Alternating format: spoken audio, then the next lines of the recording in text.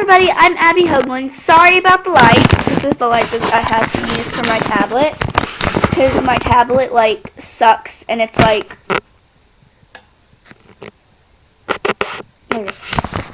it's, really dark in my house because it's, raining here in Kentucky.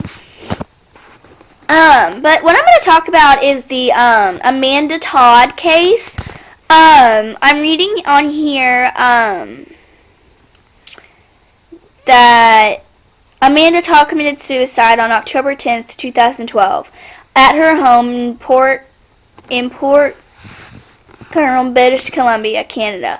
Prior to the death, Todd posted a YouTube, which has used a series of flashcards to tell her experiences of being blackmailed, bullied, and physically assaulted. The video went viral after the death, refusing the international media attention. Now, what my opinion, and y'all know I give my opinion a lot. My opinion of this whole thing is,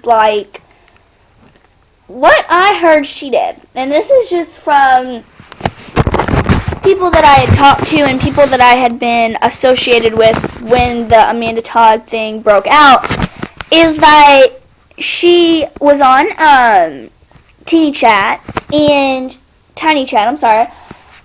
she was just talking to some random guy she knew, and he asked her to flash her boobs, and she said sure. And if you guys don't know, on computers like a MacBook, the Windows computer, even a new updated computer, if you have Google Chrome, you can probably do it. They take snapshots. It's at the corner of your computer.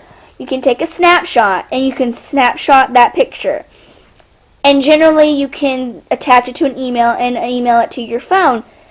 But what happened to her was that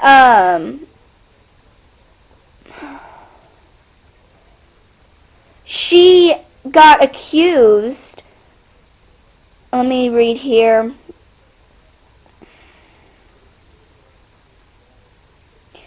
She flashed her boobs. He took a snapshot, and he sent it to one person. You only have to send it to one person. And, then after she snapped a snapshot, it got around to everybody. It got to her school. During the video, Amamda Todd, and then she posted a video on YouTube, and this is what, the information says. During the video, Amamda writes, when she was in 7th grade, she used video chat to meet people over the internet. She relieved comments and look. A stranger convinced Amamda Todd to bare her bare breasts on camera. The individual later blackmailed in her threats with expose the topless photo to her friends unless she gave a show.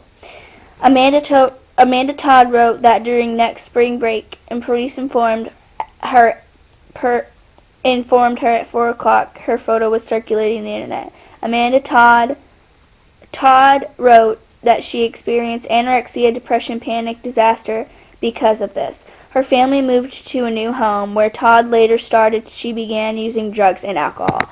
See, I didn't know that. What I heard after she moved to her new house, to her new home, like she just said, it's kept on going. And it also says, and later the individual reported cheating, creating a Facebook profile which used topless photograph pictures as the profile picture, and contacting classmates in her new school. Again, Todd was teased, eventually changing schools a second time. She wrote, then she began chatting to an old friend who appeared to her. Her friend asked Todd to come over to his house where they had sex while his girlfriend was on holiday. The following week, her girlfriend and group attacked Todd while shouting insults and punching her on the ground. Following the attack, Amamda attempted suicide by drinking bleach. She was rushed to the hospital and to have her stomach pumped. On that Facebook page that I was reading them yesterday, which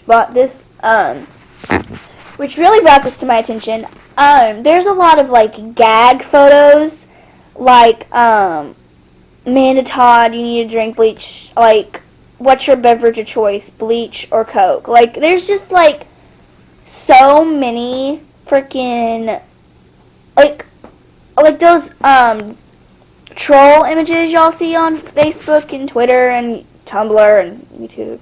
They're all over the place. They did a troll image of her drinking bleach and somebody, like, rescuing her, but then she committed suicide. It was horrible. But she did not, that was an attempted suicide, and, then after returning home, Todd discovered abusive messages about her failed suicide attempt on Facebook. Her family moved to another state, start to refresh. So she's moved 2 times already in the year 2012. So, I'm just going to say that. But Todd was unable to escape the past. 6 months later, future messages were abused where she was posted to social networking sites. Her mental state worsening, and she began to endure self-mutilation despite taking antidepressants and recovering counseling. She took an overdose and spent 2 days in the hospital. So I don't think that they counted that as a suicide, because if you take a prescription, that you just overdose on it. Like, it is weird. Todd was teased by other students at her school for low grades and consequence of language-based learning disability. At the time, she spent in the hospital to treat her severe depression. On October 10th, 2012, at 6 p.m., Todd was found hung in her room. As for the investigation, this became a court case, and I'm not sure. Let me just read you all this, because I really don't understand this myself. The preliminary investigation by the British Columbia Covert Services shows that Todd's death was a suicide. Investigators know the means by which she died. She will not release the information because the death has been reported in the media as hanging. I don't know. But the Royal Columbian Medical Force of British Columbia Converse said us that it launched the investigation with 20 times investigations in a working case. The column Range Meadows serious crime terms is competing with the full investigation, conducting interviews, examining people, and the potential factors that may have contributed to her death.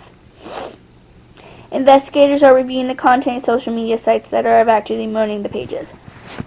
The reason people commit suicide is because they want to get rid of everything that's happening. And, whether they caused it, whether they didn't cause it, whether somebody just has the nerve to say something stupid to them. There are a lot of people nowadays that are really sensitive. And you say the wrong thing and they start crying, they go cutting themselves, and then the next thing you know, it's heard up on the news that the last person that she talked to, yada yada yada, made her cry. She cut herself, she died. And then the police are coming to your door saying you're the last person that she talked to, you're the reason she committed suicide. Now, I don't know if that's true, but if I make somebody cry, I'm going to walk up to them and be like, I'm sorry. But some kids, they can't do that. And from a person that's been bullied before, but I've never thought about, like, killing myself or anything, it really takes a toll on you. And we were talking yesterday about cyberbullying, and how on Facebook you can create fake pages and nobody knows whether you're who you say you are or you're not. So I think Facebook, Twitter, YouTube is a big contribution to the suicides. I mean, y'all have me go on for 35 minutes on this subject. Like, seriously, it's horrible. Investigations are reviewing this. The Canadian National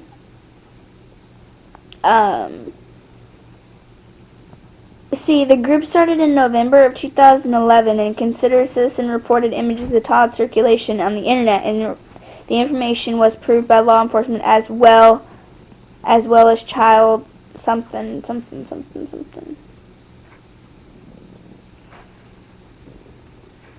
Okay, this is what I really want to talk about. This is ridiculous. Like, this is so stupid. Since her suicide, more than 1 million Facebook users have liked Todd's Facebook memorial page, mourning along with the positive support and comments and continuing attack posts and images from strangers, those accompanied by former classmates, such as messages saying, "I'm so happy she's dead now." After a man's derogatory comments about Todd's death were reported by his employer, the Groffer Big and Tall company confirmed he was no longer an employee. So seriously, a grown man's going on a 16-year-old girl's Facebook and saying something stupid about her? Oh my god. On October 19, 2012, the police in New Zealand said that they were questioning 17-year-old Rowland, who daily posted inappropriate and disturbing images on the memorial page for Todd. Police moved the images and shut down the boy's Facebook page. This is the reaction of people. This first paragraph right here, Todd's suicide related widespread international media coverage, such as including leaks of Todd's YouTube page and other email address provided by the RCMP, abducting the information for the public within 24 hours. Over 400 tips and were recited.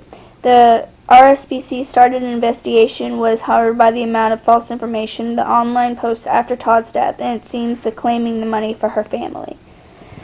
Basically, Amanda Todd did something stupid. I mean, come on now. Posting your pictures. No. I never do that. You never, ever do that. Like, seriously, it's stupid. But she did something stupid. And instead of facing what she did, facing it head on and been like, okay, I was the one that chatted the boobs. I was the one that did it. And I'm not saying she deserves what she got, because obviously she does not. But it all goes back to think before you speak or think before you do. And everything has a consequence, some negative, some positive. Obviously, in her case, hers is negative. But you just gotta think, like, if I show my boobs on TV, on camera, what's gonna happen?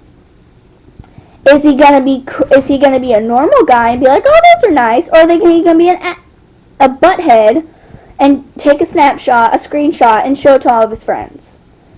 Now, I just think that what she did was stupid. She showed her boobs, which is stupid. But people took it way out of hand. I mean, she didn't drink bleach to kill herself, one. I mean, that was the stomach pumping thing. But, in my opinion, I wouldn't have shown my boobs, and she would have still been alive today. But that was her decision. She decided what she wanted to do, and may she rest in peace. That's what happened. And if she was here today, I'm sure she would look back and said, damn, why did I do that? Like, I mean, I'm sure she would feel so sorry about herself. But there's nothing we can do now except to bring positive reinforcement to the family.